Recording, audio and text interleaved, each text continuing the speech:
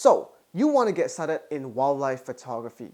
Besides the obvious camera and lens, what else do you need? Accessories may not be as exciting as camera bodies and camera lenses, but they are certainly, I would argue, almost as equally important. I found over the years these things that I'm going to list extremely helpful towards my wildlife photography journey. Now, part of the fun is to bring home great images from your wildlife photography trips, from your backyard to exciting travels abroad. Having these accessories will vastly improve your chances of getting great shots. We'll start with the cheapest and then move up in price. My name is Terence and I'm a semi-professional wildlife photographer from Singapore, having done this for over 10 years. I am currently a Nikon ambassador and I've also worked with multiple other brands and organizations.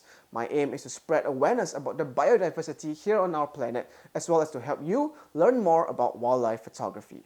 The first item on our list is the tiny but mighty air blower. In wildlife photography, you are often in outdoor conditions, which causes dirt and sand to be trapped in your sensor or on the front of your lens. Something as simple as this, a rocket blower, will help to clean all that dirt from your glass.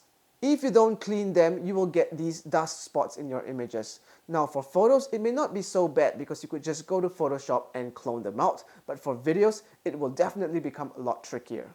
Save yourself time in the edit by cleaning your sensor and your lens beforehand every time before you go out for a shoot. If the dirt is at the front of your lens, usually it's not so bad and you can get away with it with a large aperture. But if the dirt is at the back of your lens or on your sensor, then it becomes a lot more visible no matter what your aperture value is. So, how do you go about cleaning them? I generally do it this way. I use a light, maybe it's my phone light or from a torch, and I shine it into the various glass elements that I need to clean. And then I use a rocket blower and gently just blow the dust away. These air blowers are not expensive and generally you can find them for less than $10. With wildlife photography, it can often be in dark or low light conditions. For instance, it gets especially dark if you're in forest environments or if you're doing any kind of nocturnal photography. I would argue that it is useful to have something other than your phone light to be used for illumination. Something like a headlamp might be good for general usage, but a torch could be recommended if you want to search for animals at night. Now, finding a headlamp or a torch that is rechargeable is recommended, especially if you have access to power. When searching in the dark, it is recommended to have your headlamp or your torch turned on to red light mode so as not to disturb the vision of these mammals and birds. But if you're looking for reptiles, then I'd say it's generally okay to use a torch in its daylight mode. The torch that I'm using is from a company called Olight, but I'd say that you can use pretty much any brand out there, as long as there are some dimmable settings. Always ensure not to point your torch directly at mammals and birds, especially for extended periods of time, as this will hurt their vision. A good torch should set you back about $50 and up. To be able to spot an animal and identify it before you take the photograph is a great skill to have. To do so, you will need a pair of binoculars. Now, binoculars can come in all kinds of sizes, but a good pair will last you for years to come.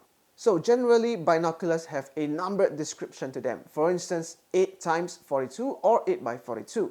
The first number refers to its magnification. So the higher the number, the higher the magnification it has.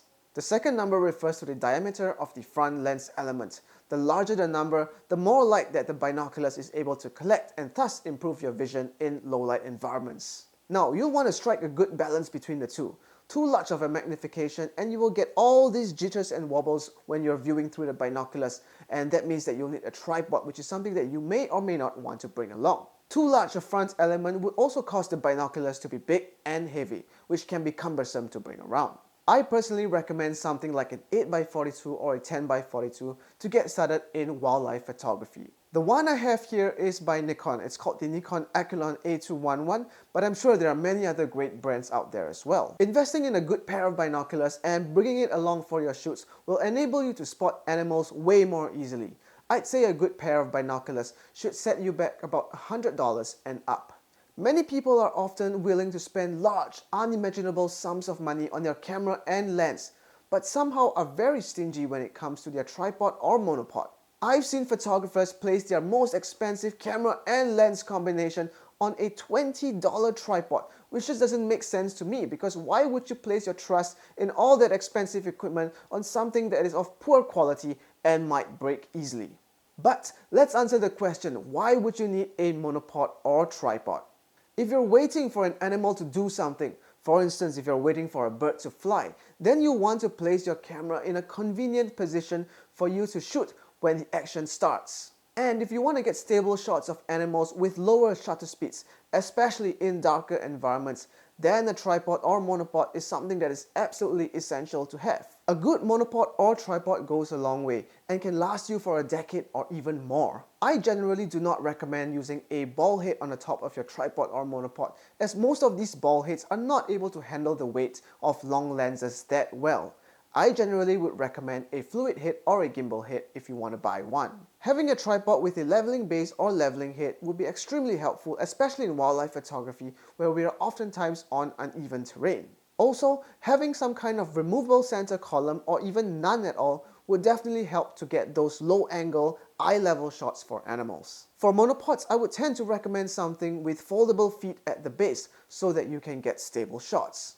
I generally prefer monopods over tripods as they offer me more mobility, and the one I'm using right now is the iFootage Cobra 3, which has been great in my wildlife photography and videography needs.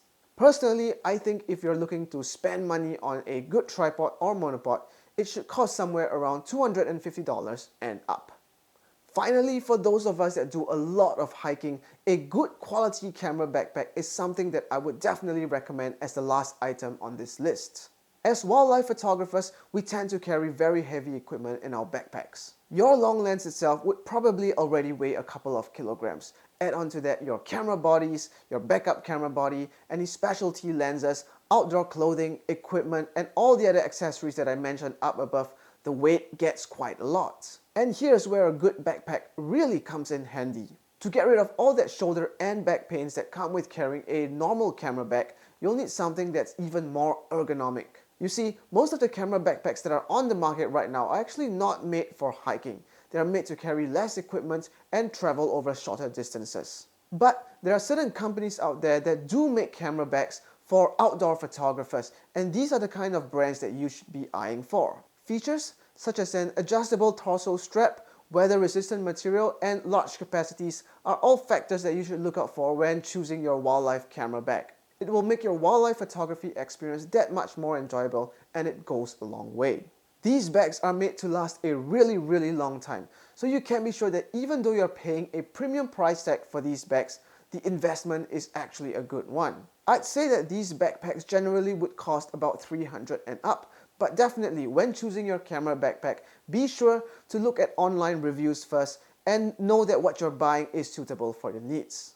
Of course, there are so many other wildlife photography accessories out there, but I feel like these 5 are the ones that have benefited me greatly over the years. Feel free to let me know what other accessories that you might think are important in your wildlife photography journey. If you enjoyed my content, you can support this small channel by buying me a cup of coffee, link in the description down below.